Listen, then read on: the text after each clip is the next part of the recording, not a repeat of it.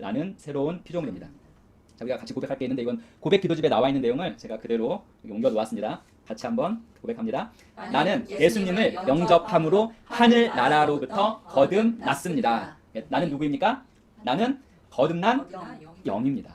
근데 영은 어디로부터 왔습니까? 하늘 나라로부터 다시 태어난 영입니다. 누구든지 그리스도 안에 있으면 새로운 피조물이라 이전 것은 지나갔으니 보라 새 것이 되었도다. 우리 새로운 피조물로서 우리는 거듭난 영이고 우리의 근원은 어디입니까? 하나님, 하늘 나라입니다. 두 번째 읽겠습니다. 예수님께서 나를 흑암의 나라에서 건져내셔서 사랑의 아들의 나라로 옮기셨습니다. 골로새서 1장 13절이죠. 예수님 그가 우리를 흑암의 권세에서 건져내사 그의 사랑의 아들의 나라로 옮기셨으니 우리의 현재의 위치는 지금 어디입니까? 사랑의 아들의 나라. 우리의 현재의 위치는 우리가 그렇게 인식하면 그 위치가 우리의 것입니다. 현재 위치는 하나님의 사랑의 아들의 나라입니다. 다시 또 읽습니다. 나의 옛 사람은 그리스도와 함께 못 박혔고 나는 그리스도와 함께 새롭게 태어나 그리스도 예수 안에서 함께 하늘에 앉았습니다. 그러므로 예수님의 권세는 바로 내 권세입니다. 이제는 내가 사는 것이 아니요 내 안에 계신 그리스도로 말미암아 나는 새 사람으로 살아갑니다. 우리가 이 갈라디아서 2장 20절 말씀 귀에 못 박히게 들어왔던 이 말씀입니다. 근데 이 말씀의 핵심은 못 박혔다에 끝난 것이 아니죠. 못 박혔고 장사되었고 다시 일으켰고 하늘에 예수 그리스도와 함께 앉아 있습니다. 우리 그동안은 못 박혔다에만 많은 그리스도인들이 머물러 있었습니다. 하지만 이 복음에서는 무엇을 강조합니까? 현 시점에서는 어디에 있습니까? 우리가 하늘에 앉아 있습니다. 하늘에 앉아 있는 그 위치, 예수 그리스도의 위치에 우리의 영적인 위치입니다.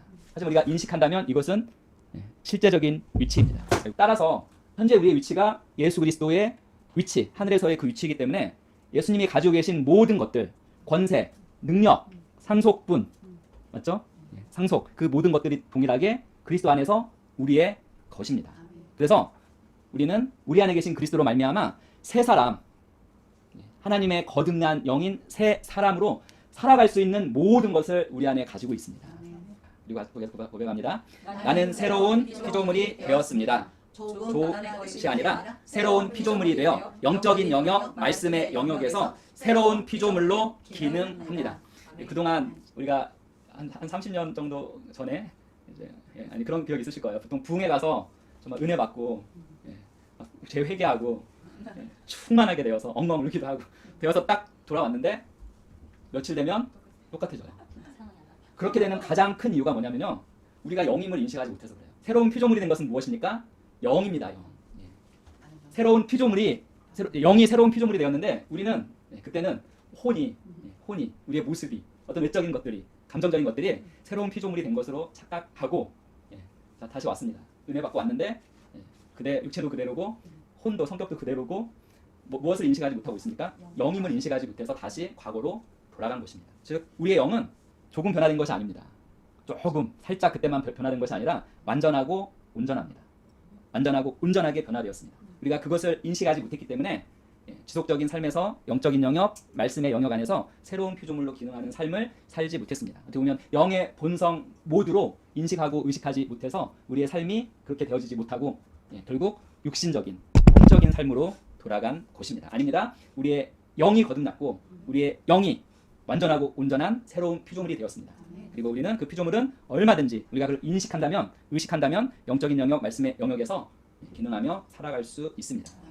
또 고백합니다. 새 사람인 나는 그리스도의 본성을 가지고 있습니다. 그리스도의 사랑을 가지고 있습니다. 그리스도의 능력을 가지고 있습니다. 이 새로운 본성은 성경 말씀대로 생각하고 말하고 행동함으로 풀어놓을 때 상황을 바꾸는 능력이 있습니다. 아멘. 이제 우리는 무엇을 가지고 있습니까? 그리스도의 생명과 본성을 가지고 있습니다. 본성에는 결국 그리스도의 본성, 그리스도의 생명은 아버지의 생명, 아버지의 본성입니다. 본성에는 사랑이 있고요, 능력이 있고요, 지혜도 있고요, 하늘의 많은 신령한 것들, 하나님 아버지에 속한 많은 신령한 것들이 이 본성에 담겨 있습니다. 그리고 이 본성은 언제 인사이드 아웃이죠? 언제 풀어지고 활성화됩니까? 바로 말씀대로 인식하고 생각하고 인식하며 말하고 인식하며 행동함으로 풀어놓을 때 그 본성은 풀어지고 여기서는 상황을 바꾸는 능력뿐만 아니라 치유의 능력, 지혜, 탁월해지는 것, 그 모든 것이 담겨 있습니다. 따라서 우리가 하나님 아버지의 자녀, 거듭난 영임을 인식한다면 이것이 우리의 고백입니다. 나는 이제 이 세상의 환경이나 사건들을 바라보며 실망하지 않고 하나님의 말씀의 법칙대로 생각하고 말하고 살아가면서 예수 그리스도로 말미암아 생명 안에서 왕노릇합니다. 더욱 은혜와 의의 선물을 넘치게 받는 자들은 한 분 예수 그리스도를 통하여 생명 안에서 왕노릇하리라. 로마서 5장 17절 말씀이죠.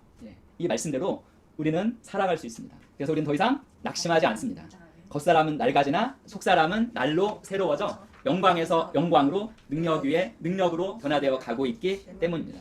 이 모든 것은 우리가 하나님의 생명과 본성으로 거듭난 새로운 피조물, 거듭난 영이라는 것을 우리가 인식하고 의식하고 이게 완전 우리 마음 가운데 채워져 있을 때 얼마든지 가능한 것입니다. 인식하기 전에는 존재하지 않았습니다. 하지만 우리가 인식할 때 이 모든 하늘에 신령한 것들은 우리 삶 가운데 활성화되고 존재되어지고 우리가 그 열매들을 따서 먹고 누리게 될 것입니다. 고린도후서 4장 16절 말씀이기도 하죠. 우리가 낙심하지 아니하노니 우리의 겉사람은 낡아지나 우리의 속사람은 날로 세워지도다. 그래서 우리는 이렇게 고백합니다. 나는 하나님의 생명과 본성으로 거듭난 새로운 피조물입니다. 인식이 모든 것이라면 모든 것인 그 인식의 핵심은 이것입니다. 나는 하나님의 생명과 본성으로 하늘의 모든 신령한 하나님의 본성으로 거듭난 새로운 피조물 영입니다. 이 영은 완전하고 온전합니다. 이것을 우리가 인식한다면 더 이상 그리스도인들이 가장 많이 겪는 문제가 바로 무엇입니까? 죄 문제, 죄책감 문제, 정죄감 문제입니다. 이것은 어떻게 보면 예수 그리스도의 그 속량을 이해하지 못하고 있는 것입니다. 같이 읽겠습니다. 새로운 피조물에게는 더 이상 죄와 죄책감과 정죄감이 문제가 되지 않습니다. 그리스도인에게는 이것이 더 이상 문제가 되지 않습니다. 영어에서 어떤 사람이 어떤 이야기를 해요. 어떤 이야기를 한 다음에 우리 말로는 마침표예요. 마침표가 영어로는 피리어드입니다. 어떤 사람이 어떤 이야기를 한참 하고 나서 우리나라 말로 하면 마침표 하고 말을 끝내면 이 말은 뭐냐면 내가 말한 것에 토달지 말라는 거죠. 왈가왈부 하지 말라는 것입니다. 그러니까 막 얘기하고 영어로는 피리어드 하고 딱 끝내면 우리나라로는 마침표입니다. 피리어드 어떤 말을 한 다음에 피리어드야 마침표야 라고 하면 더 이상 토달거나 왈가왈부 하지 말라는 것입니다. 이게 솔직히 우리는 새로운 피조물에게는 더 이상 죄와 죄책감과 정죄감이 문제가 되지 않습니다 하고 피리어드라고 말할 수 있는 내용입니다. 맞죠? 하지만 수많은 그리스도인들이 토달고 왈가왈부하고 그래도 뭔가 해야 되지 않을까 하면서 시험에 빠지고 넘어지는 부분이 바로 이 부분입니다. 그래서 이 부분에 대해서 오늘 제가 끝장을 한번 내보려고 말씀을 준비했습니다. 이 말씀을 가장 잘 설명하는 부분이 히브리서인데 자, 먼저는 이 말씀을 확정해 주는 것이 바로 이 부분입니다. 같이 읽겠습니다. 여기서 2장 8, 9절. 너희는 그 은혜에 의하여 믿음으로 말미암아 구원을 받았으니 이것은 너희에게서 난 것이 아니요 하나님의 선물이라. 행위에서 난 것이 아니니 이는 누구든지 자랑하지 못하게 함이라. 예수 그리스도의 그 속량의 의미가 바로 이것입니다. 더 이상 원래는 세네 가지가 더 있죠. 죄, 질병, 육신적인 사망. 우리는 그다음에 저주. 더 이상 이것과 상관이 없습니다. 이 죄에 특별히 죄와 죄책감과 정죄감도 더 이상 예수 그리스도의 속량으로 말미암아 속량의 의미가 이것입니다. 죄와 죄책감과 정죄감과 질병과 육신적인 죽음과 저주에 시달렸던 즉 나 자신과 사단의 주됨에서 어디로 옮겨졌습니까? 하나님 아버지의 사랑의 아들의 나라 즉 주 예수 그리스도의 주되심의 그 영역 안으로 우리는 옮겨졌습니다. 하지만 여전히 이 문제가 예수님께서 그 속량을 통해서 십자가에서 고난 받으시고 죽으시고 장사되시고 다시 일어나시고 하늘 우편에 앉아 계심으로 말미암아서 그 속량의 과정으로 말미암아서 완전히 해결된 것인데 여전히 우리는 토달고 왈가왈부하고 다른 그래도 뭔가 공로 행위와 노력과 공로와는 아무런 상관이 없는 철저하게 하나님의 선물인데 이것을 우리가 인식하지 않고 뭔가 행위적인 것으로 이것을 해소해 보려고 하는 것입니다. 하지만 이 부분에 대해서 이 부분에서 가장 완벽한 설명서가 제가 말씀드린 바로 히브리서입니다. 하나님께서는 그리스도가 단번에 죄를 제거하셨기에 죄를 위해 드릴 속죄 제사나 행위나 공로가 더 이상 필요하지 않다는 사실을 바로 히브리서를 통해서 우리에게 말씀해 주셨습니다. 같이 읽어보겠습니다. 염소와 송아지의 피로 하지 아니하고 오직 자기의 피로 영원한 성량을 이루사 단번에 성소에 들어가셨습니다. 단번이라는 뜻은 한 번으로 끝이라는 얘기입니다. 아까 피리어드하고 같은 뜻입니다. 더 이상 토달지 말고 왈가왈부하지 말라는 뜻입니다. 단번에 영원한 속량을 완성하셨습니다. 마침표입니다. 그러면서 어떻게 하셨습니까? 히브리서 9장 26절입니다. 같이 읽습니다. 그리하면 그가 세상을 창조한 때부터 자주 고난을 받았어야 할 것이로되 이제 자기를 단번에 제물로 드려 죄를 없이 하시려고 세상 끝에 나타나셨느니라. 단번에 영원한 속량을 완성하셨다는 것은 단번에 죄를 제거하셨다는 것입니다. 이것도 마침표입니다. 자, 죄만 제거하셨으니까 히브리서 10장 10절입니다. 이 뜻을 따라 예수 그리스도의 몸을 단번에 들이심으로 말미암아 우리가 거룩함을 얻었노라. 자, 이 복음을 하는 교회와 다른 교회의 가장 큰 차이점이 우리는 구원받은 의인입니다. 구원받은 의인이라는 이 개념입니다. 이 개념이 성경에 기초하고 있는 개념입니다. 단번에 영원한 속량을 완성하시고 죄를 없이 하셨을 때 우리를 단번에 거룩하게 만드셨습니다. 이 거룩하게 됨도 결국 하나님의 선물입니다. 그리스도께서 우리의 의가 거룩이 되어 주셨기 때문에 우리가 거룩하게 된 것입니다. 자, 거룩하게 되었을 뿐만 아니라 자, 이제 죄 없죠? 그리고 거룩하게 되었죠? 하나가 더 있습니다. 14절. 그가 거룩하게 된 자들을 한 번의 제사로 영원히 온전하게 하셨느니라. 예, 단 한 번의 그 제사로 예수 그리스도께서 피 흘리는 그 제사로 우리를 어떻게 하셨습니까? 영원히 온전하게 하셨습니다. 자, 그래서 우리는 우리의 죄는 제거되었고 우리는 속량 구속받았고 우리의 죄는 제거되었고 우리는 거룩하게 되었고 우리는 온전하게 되었다는 것이 무엇입니까? 이것 하나의 단번에 이루어진 일이고 마침표입니다. 더 이상 왈부할 수 없게 만드신 예수 그리스도의 성취하신 예수 그리스도의 성취된 사역이신 것입니다. 이것을 우리가 계속 끊임없이 이 인식을 갖지 못해서 우리는 다른 어떤 행위나 노력이나 공로를 쌓으려고 합니다. 그런데 히브리서 10장 18절이 마침표, 이 부분에서 역시 마침표의 말씀을 우리에게 들려주십니다. 무엇입니까? 이것들을 사셨은즉 다시 죄를 위하여 제사 드릴 것이 없느니라. 행위할 것이 없느니라. 노력할 것이 없느니라. 공로를 쌓을 필요가 없느니라 하고 피리어드 마침표로 이렇게 말씀해 주셨습니다. 그래서 사실 그 누구도 이 세상 그 누구도 죄사함을 받기 위해 주 예수 그리스도를 영접하는 것 외에는 무언가를 더할 필요가 전혀 없는 것입니다. 그리스도께서 단번에 죄를 제거하셨습니다. 피리어드 마침표란 이야기입니다. 하지만 여전히 많은 그리스도인들이 하나님께서 그분의 말씀으로 죄의 문제를 해결하셔서 더 이상 죄를 위해 제사 드릴 필요가 없을 뿐만 아니라 더 이상 죄의 문제로 씨름할 필요가 없다고 선언하신 이러한 히브리서 말씀들과 같은 이 말씀을 접하면서도 여전히 죄의 문제에 대해서 씨름하면서 힘들어하고 있습니다. 그래서 이 죄의식, 새로운 피조물인 우리는, 그리스도인 우리는 죄의식, 죄책감으로부터도 자유케 되었다고 히브리서 기자는 다시 한번 강조해서 히브리서 10장 1절 3절에서 말씀해 주십니다. 같이 읽어보겠습니다. 율법은 장차 올 좋은 일의 그림자일 뿐이요 참 형상이 아니므로 해마다 늘 드리는 같은 제사로는 나아오는 자들을 언제나 온전하게 할 수 없느니라. 그렇지 아니하면 섬기는 자들이 단번에 정결하게 되어 다시 죄를 깨닫는 일이 없으리니 어찌 제사 드리는 일을 그치지 아니하였으리요. 그러나 이 제사들에는 해마다 죄를 기억하게 하는 것이 있나니. 여기서 죄를 깨닫는 일, 죄를 기억하는 일이 무엇입니까? 그게 죄책감, 정죄감입니다. 우리가 예수 그리스도의 복음을 가지고 있으면서도 여전히 죄책감, 정죄감, 죄를 깨닫는 일, 죄를 기억해야 하는 것이 있다면 예수 그리스도의 복음 안에 사는 게 아니라 여전히 옛 언약의 율법 아래 살고 있다는 말씀입니다. 말씀은 옛 언약의 제사가 제물을 드리는 자, 즉 제사를 드리는 자, 즉 예배하는 자를 온전하게 하지 못했다고 말하고 있습니다. 온전하지 못했다는 그 말씀의 핵심은 두 가지입니다. 여전히 죄를 깨닫고 있고 죄를 기억하고 있다는 것입니다. 즉 정죄감, 죄책감이 여전히 있다는 것입니다. 즉 옛 언약의 제사는 우리를 정죄감과 죄책감에서 결코 자유하게 할 수 없었습니다. 하지만 새 언약의 제사, 이것을 위해서 옛 언약이 할 수 없었던 이것, 죄를 깨닫는 일, 죄를 기억하는 일, 즉 죄의식, 죄책감을 제거하려고 누구를 보내셨습니까? 예수 그리스도를 보내셨고 우리는 그 예수 그리스도의 속량의 복음 아래 살고 있는 자들입니다.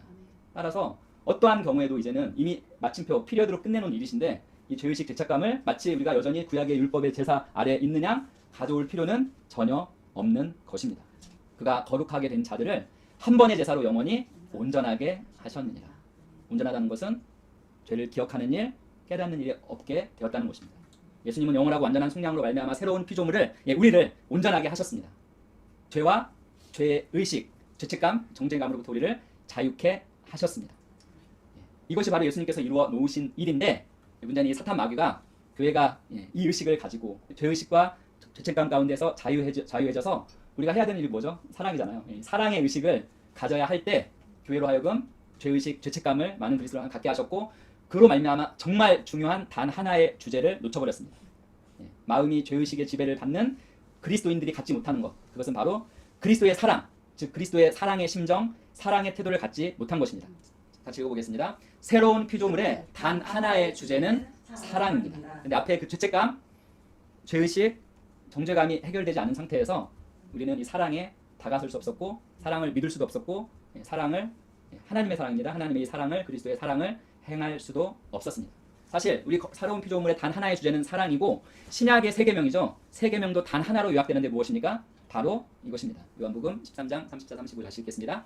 새 계명을 너희에게 주노니 서로 사랑하라. 내가 너희를 사랑한 것 같이 너희도 서로 사랑하라. 너희가 서로 사랑하면 이로써 모든 사람이 너희가 내 제자인 줄 알리라. 네.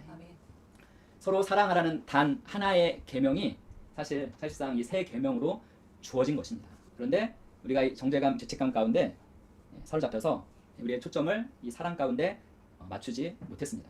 이것을 동일하게 빌립보서 2장 5절 8절에서도 보여주십니다.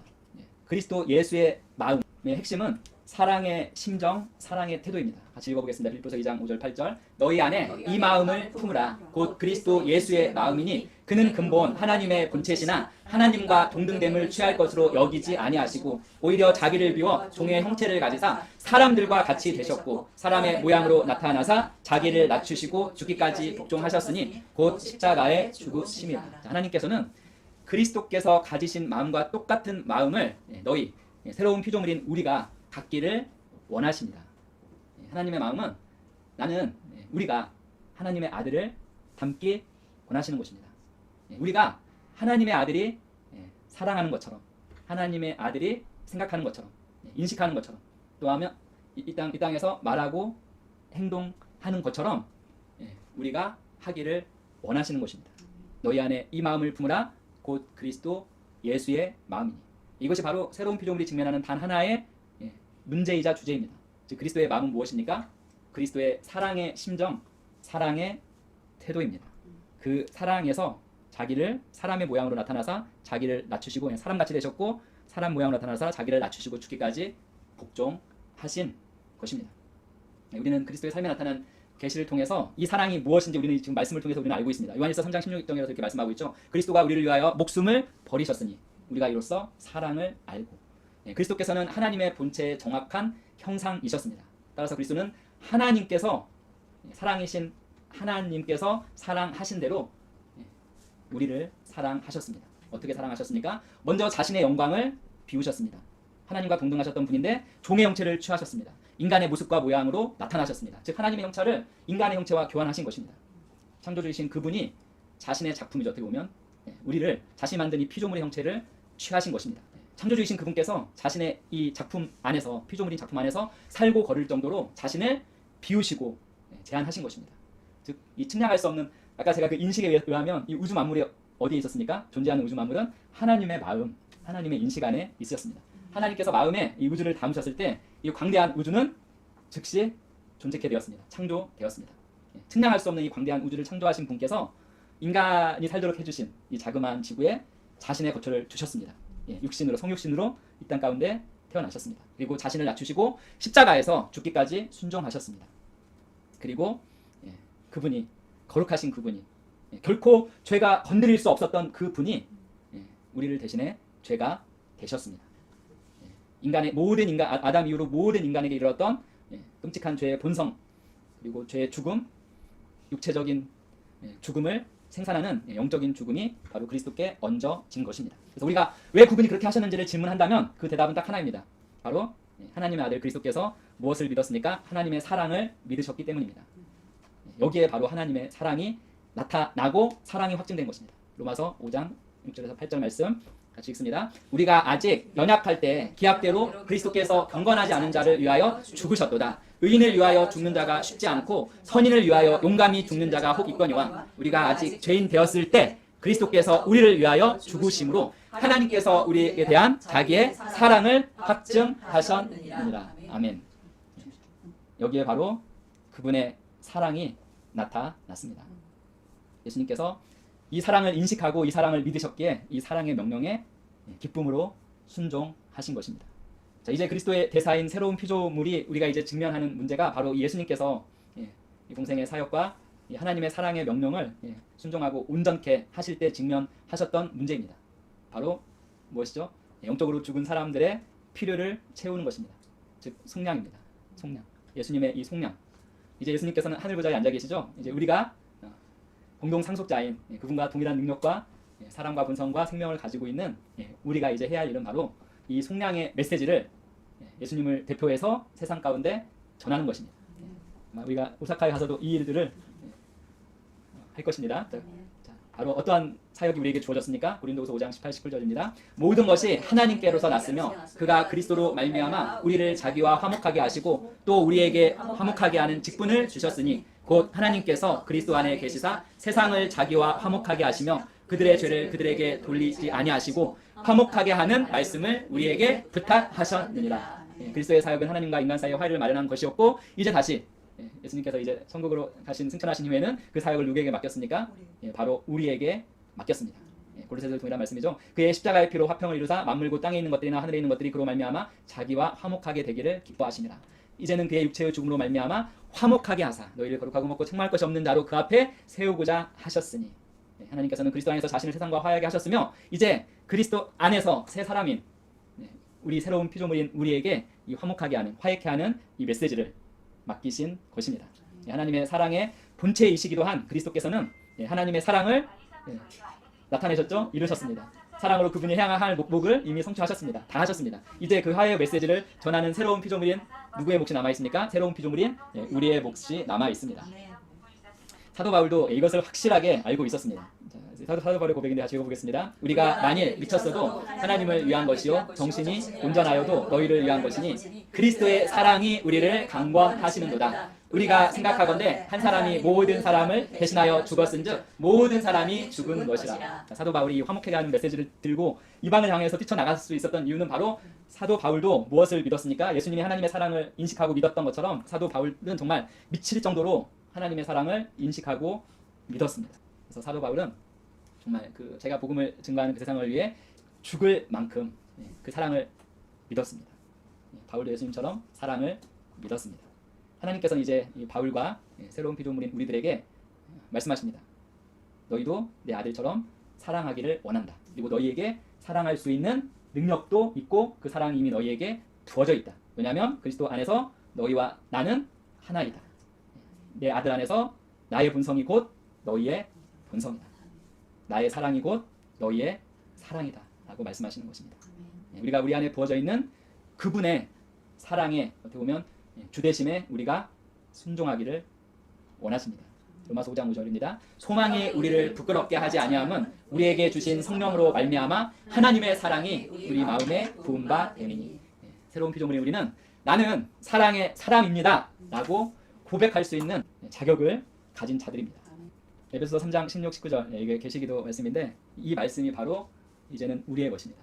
왜냐하면 우리는 사랑의 사람이기 때문입니다. 같이 읽겠습니다. 그의 영광의 풍성함을 따라 그의 성령으로 말미암아 너희 속사람을 능력으로 강건하게 하시오며 믿음으로 말미암아 그리스도께서 너희 마음에 계시게 하시옵고 너희가 사랑 가운데서 뿌리가 박히고 터가 굳어져서 능히 모든 성도와 함께 지식에 넘치는 그리스도의 사랑을 알고 그 너비와 길이와 높이와 깊이가 어떠함을 깨달아 하나님의 모든 충만하신 것으로 너희에게 충만하게 하시기를 구하노라. 하나님께서는 우리가 그분처럼 사랑할 수 있도록 우리를 그분의 충만으로 채우십니다. 우리는 이것을 인식하고 의식합니다. 이 말씀을 우리의 마음에 둡니다. 사랑한다는 것은 곧 그리스도의 마음을 갖는 것입니다. 이제 그리스도의 자리, 그 위치를, 그 포지션을 차지하고 있는 그리스도 안에 있는 모든 새로운 피조물들은 이제 인류에게 갚아야 하는 단 하나의 빛이 있죠. 어떤 빛입니까? 바로 피차 사랑의 빛 외에는 아무에게든지 아무 빛도 지지 말라. 남을 사랑하는 자는 율법을 다 이루었느니라. 이것이 새로운 피조물인 우리가 인류에게 지고 있는 유일한 빛입니다. 보면 우리가 이제 오사카를 방문할 텐데 가장 그 복음화가 덜 된 복음이 전파되지 못한 그 나라 중에 하나죠. 그 나라에 갈 텐데 우리가 가는 것도 결국에는 이 빛을 갖기 위해 가는 것입니다. 말씀을 맺습니다. 우리 다 함께 이 말씀을 읽으면서 오늘 말씀을 맺도록 하겠습니다. 새 계명을 너희에게 주노니 서로 사랑하라. 내가 너희를 사랑한 것 같이 너희도 서로 사랑하라. 너희가 서로 사랑하면 이로써 모든 사람이 너희가 내 제자입니다. 오늘 주제가 무엇입니까? 나는 새로운 피조물입니다. 그 말이 맞다면, 그 말이 합당하게 생각되신다면 서로 사랑하십시오. 서로 존중하십시오. 서로 긍정적인 면을 바라보십시오. 그리고 서로 감사하십시오. 이것이 오늘 우리가 나누기 원하고 인식하고 의식하고 마음에 담기를 원하는 새로운 피조물의 모습입니다. 아멘. 나는 그리스도 안에서 새로운 피조물입니다. 따라서 나는 그리스도의 사랑으로 사랑하고 존중하고 긍정하고 감사하며 이 사랑의 빛을 갚는 자입니다. 아멘.